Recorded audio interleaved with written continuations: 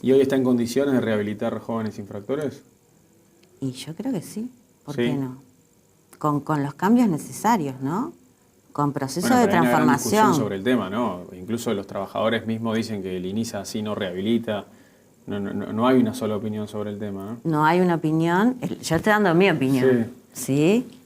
Pero ¿te parece que hoy sí, como funciona hoy el INISA, puede rehabilitar a un interno, a un joven? En medidas no privativas, seguramente. En medidas privativas hay que modificar mucho. Ujú. ¿Sí? ¿Cuáles son los cambios más urgentes que habría que hacer en esas medidas? Las lógicas de encierro, hay que cambiar las lógicas de encierro. Que eso que estamos mirando, es la reproducción de la noción de que nada va a cambiar. Hay que trabajar en información con operadores, los operadores que opinan que muchas veces eso es un punto para mí trascendente. La propia representación que tiene el operador respecto de la población con la que trabaja. Si yo considero que cualquier cosa que yo haga no va a cambiar absolutamente nada, el programa va a caer, porque quienes sostienen los programas son los operadores.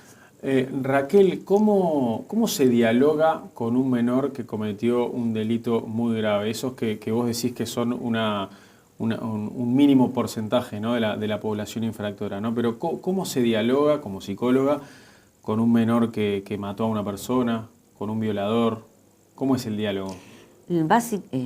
Como estamos hablando nosotros, Claro, pero ¿cómo se encara la situación? en realidad lo que se apunta es a la posibilidad de pensar lo que está haciendo o lo que hizo.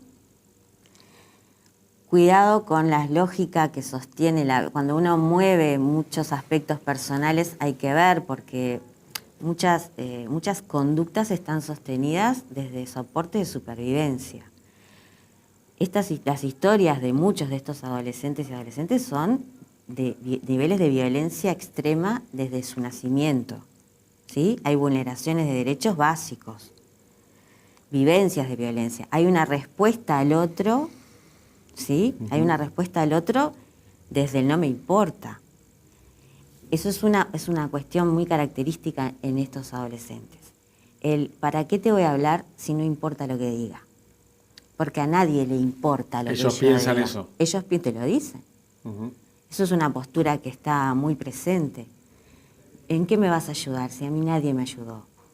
Eso es algo que atraviesa el trabajo de la cuestión empática con el otro, porque yo me pueda poner en el lugar del otro, él se pueda poner en mi lugar, nos entendamos como seres distintos, y es la lógica del respeto, ¿no?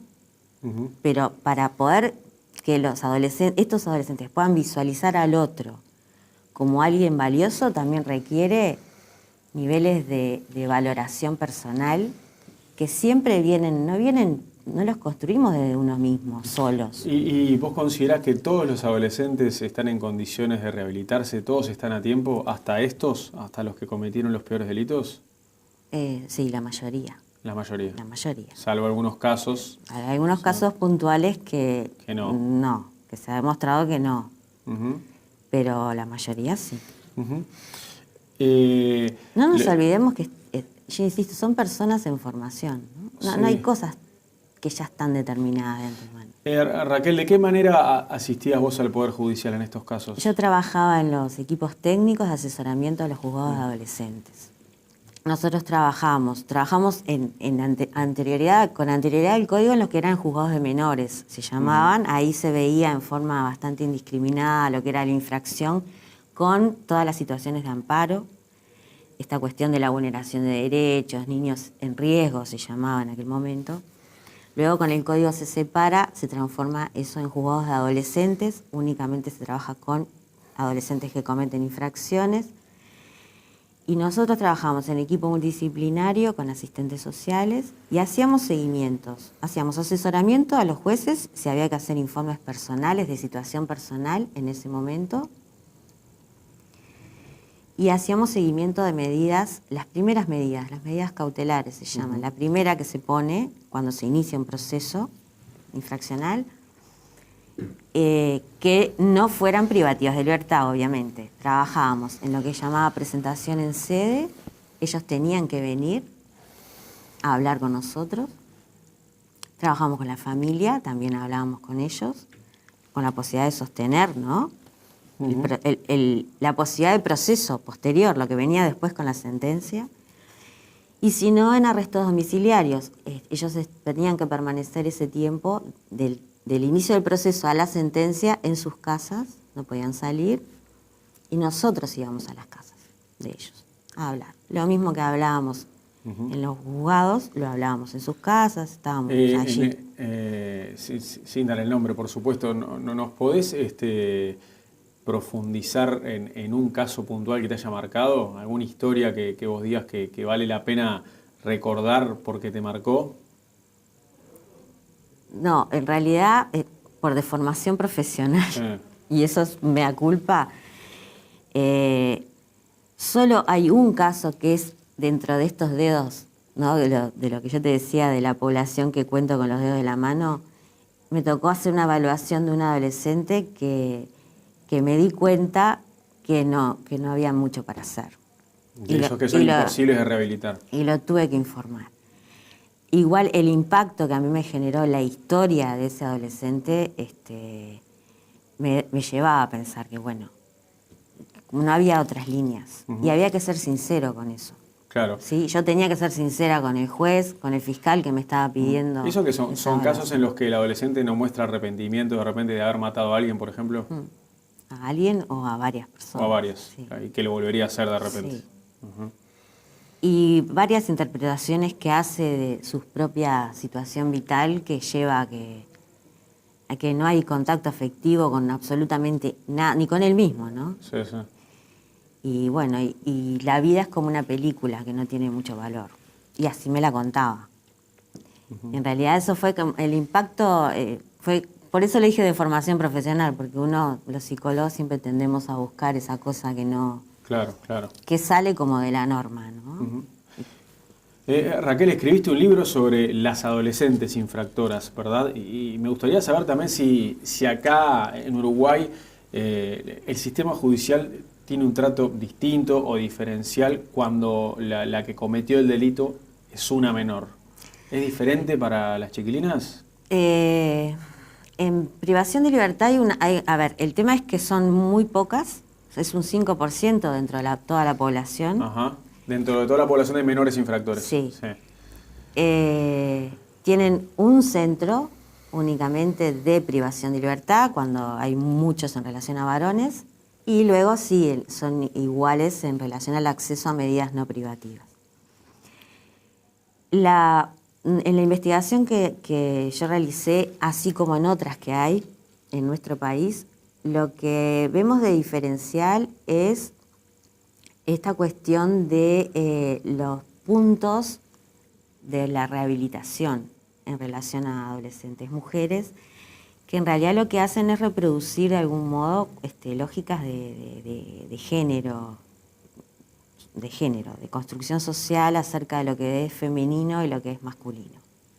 Pero eso incide en la rehabilitación también. Sí, por ejemplo, la propuesta de talleres en relación a eso tienen que ver con cuestiones femeninas, ¿no? La peluquería, la manualidad, cómo formarse para... Y también... Pero ¿está bien que sea así o no? No debería ser así. Deberían proponerse... Un caso emblemático que tuve yo en relación a una adolescente mujer, ella me planteaba, pero a mí me gusta la construcción. Chao. Claro, y no había, cuando hay en varones, ¿no? Ella no tenía la posibilidad de hacer un trabajo que tuviera que ver con la construcción. Exacto, porque no había propuestas en relación a eso, no se van construyendo las propuestas, sí. ¿No? Vas buscando convenios con... Claro. Eran trabajos para nena. Claro, eran cuestiones para nena. El propio sistema a veces dice, bueno, ellas son las que quieren. Bueno, pero en realidad uno, en términos de oportunidades, debe ampliar los espectros, ¿sí? No solo en aspectos de rehabilitación, sino en todo nivel. Uno tiene que abrir la cancha. Lo otro diferencial es el aspecto del control del cuerpo, ¿no? Se las percibe como más rebeldes y más agresivas que los varones. Es una percepción que atraviesa mucho el sistema penal juvenil ¿Es una percepción o realmente sucede eso? Pues yo lo pregunté en el libro está, Sí. hago las entrevistas y todos y todas, las operadores y operadoras, hombres y mujeres, me transmiten esa cuestión del yo les tengo más miedo a las chicas que a los chicos. ¿Por qué? Porque está más naturalizado que un adolescente varón cometa una infracción, ¿no? Que implica cierto ejercicio de violencia que una adolescente mujer.